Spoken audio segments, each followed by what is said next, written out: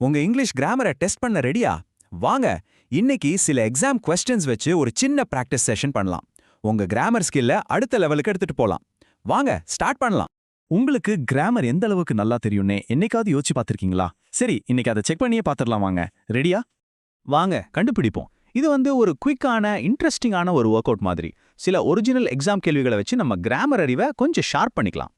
சரி, முதல் செக்ஷனுக்கு போலாம். சென்டென்ஸ் ஸ்ட்ரக்சர், அதாவது வாக்கிய அமைப்பு. எந்த மொழியா இருந்தாலும் சரி, தெளிவா பேசவும் எழுதவும் இது ரொம்ப ரொம்ப அடிப்படை. இதுல நீங்க எப்படி இருக்கீங்கன்னு பார்க்கலாமா? கேள்விக்குள்ள போறதுக்கு முன்னாடி ஒரு சின்ன ரீகேப். சிம்பிள் சென்டென்ஸ்னா ஒரே ஒரு முழுமையான ஐடியா இருக்கும், அவ்வளவுதான். காம்பவுண்ட் சென்டென்ஸ்னா ரெண்டு தனித்தனி முழுமையான ஐடியாவை ஒன்னா சேர்த்திருப்பாங்க. அப்புறம் காம்ப்ளெக்ஸ் சென்டென்ஸ், இதுல ஒரு முழுமையான ஐடியாவும் அதை சார்ந்து வர ஒரு துணை ஐடியாவும் இருக்கும். இதை மட்டும் மனசுல வச்சுக்கோங்க. சரி, உங்களுக்கான முதல் கேள்வி இதுதான். சென்டென்ஸை நல்லா பார்த்துக்கோங்க. Abhishek like the shirt which is brother presented to him. இந்த சென்டென்ஸ் சிம்பிளா, காம்ப்ளெக்ஸா இல்ல காம்பவுண்டா? என்ன நினைக்கிறீங்க? ஒரு செகண்ட் யோசிச்சு பாருங்க. நீங்க என்ன ஆன்சர் நினைச்சீங்க? சரியான பதில், இது ஒரு காம்ப்ளெக்ஸ் சென்டென்ஸ். கரெக்டா சொல்லியிருந்தீங்கன்னா super.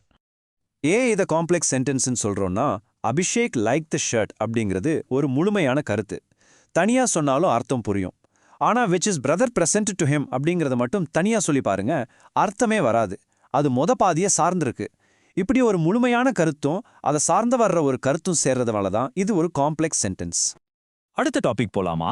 Active voice, passive voice. இதுல யார் அந்த வேலையை செய்யறா, எது மேல அந்த வேலை நடக்குதுங்கிறத கண்டுபிடிக்கிறது தான் challenge. Suman mops the house, இது ஆக்டிவ் வாய்ஸ். இங்க சுமன் தான் வேலையை செய்றாங்க. அதே the house is mopped by Suman அப்படிங்கிறது பாசிவ் வாய்ஸ். இங்க வீட்டுக்கு, அதாவது அந்த செயலுக்கு முக்கியத்துவம் கொடுக்கப்படுது. சிம்பிள். ஓகே, இப்போ உங்களுக்கான கேள்வி. இந்த சென்டென்ஸை பாசிவ் வாய்ஸ்க்கு மாத்துங்க பார்க்கலாம். The president of the company donated a handsome amount to the museum. கரெக்டான பதில் இதுதான். A handsome amount was donated by the president of the company to the museum. கரெக்டா மாத்துனீங்களா? இது எப்படி மாறுச்சுன்னு பார்க்கலாமா? ரொம்ப சிம்பிள். ஸ்டெப் 1, ஆப்ஜெக்டான a handsome amount-ஐ சப்ஜெக்டா முன்னாடி கொண்டு வரணும். ஸ்டெப் 2, verb மாத்தணும். டொனேட்டடை was donatedனு மாத்தணும். ஸ்டெப் 3, ஒரிஜினல் சப்ஜெக்டான the president-ஐ by சேர்த்து கடைசியில போடணும். அவ்வளவுதான். சரி, அடுத்தது ரொம்பவே ட்ரிக்கியான ஒரு விஷயம், டென்சஸ், அதாவது காலங்கள். இங்கிலீஷ்ல இதை சரியா புரிஞ்சுக்கிட்டா பாதி கஷ்டம் தீர்ந்த மாதிரி. ஏன்னா டைம் மாறிடுச்சுன்னா மொத்த அர்த்தமும் மாறிடும். இந்த சென்டென்ஸை பாருங்க. The wind dash heavily yesterday. இந்த கிராப்ல என்ன வரும்னு நினைக்கிறீங்க? சரியான பதில் was blowing. ஏன் was blowing? இங்க முக்கியமான க்ளூ வேர்டு yesterday, அதாவது நேத்து. நேத்து காத்து அடிச்சு முடிஞ்சிருச்சுன்னு சொல்லல. நேத்து ஒரு நேரத்துல அது தொடர்ந்து வீசிட்டு இருந்துச்சுன்னு சொல்றோம். ஒரு செயல் கடந்த காலத்துல தொடர்ந்து நடந்துட்டு இருந்துச்சுன்னா பாஸ்ட் கண்டினியூஸ் டென்ஸ் பயன்படுத்தணும். அதனாலதான் was blowing.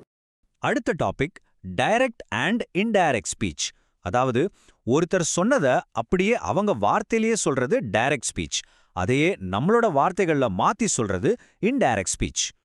டைரக்ட்ல இருந்து இன்டைரக்டா மாத்தும் போது சில விஷயங்கள் மாறும். ப்ரோனவுன்ஸ் மாறும். உதாரணத்துக்கு ஐங்கிறது ஹி அல்லது ஷி ஆகும். வேர்ப்ஸ் மாறும். ஆருங்கிறது வாஸ் ஆகும்.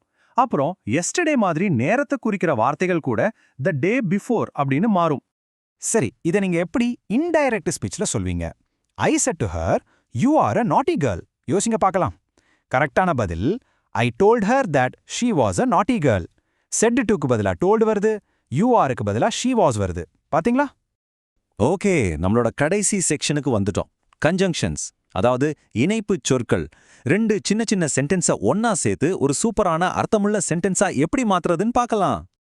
இங்க பாருங்க, ரெண்டு தனி சென்டென்ஸ் இருக்கு. திஸ் இஸ் த ஹவுஸ், இன்னொன்னு ஜக்தீஷ் பில்ட் இட். இது ரெண்டையும் இப்ப நாம ஒன்னாக்க போறோம். விச் அப்படிங்கிற வார்த்தையை வச்சு இந்த ரெண்டு சென்டென்ஸையும் எப்படி ஒன்னா இணைக்கலாம்? ட்ரை பண்ணி பாருங்க. சரியான பதில் இதோ. This is the house which Jagdish built. பாத்தீங்களா, கன்ஜங்ஷன்ஸ் யூஸ் பண்ணா சென்டென்ஸ் எவ்வளவு நேர்த்தியா மாறுதுன்னு. இந்த பயிற்சி உங்களுக்கு ரொம்ப யூஸ்ஃபுல்லா இருந்திருக்கும்னு நம்புறேன். சரி, உங்களுக்கு இங்கிலீஷ் கிராமர்ல எந்த டாபிக் ரொம்ப கஷ்டமா இருக்கு? அதை கமெண்ட்ல சொல்லுங்க. அடுத்த முறை அதை பத்தி பார்க்கலாம்.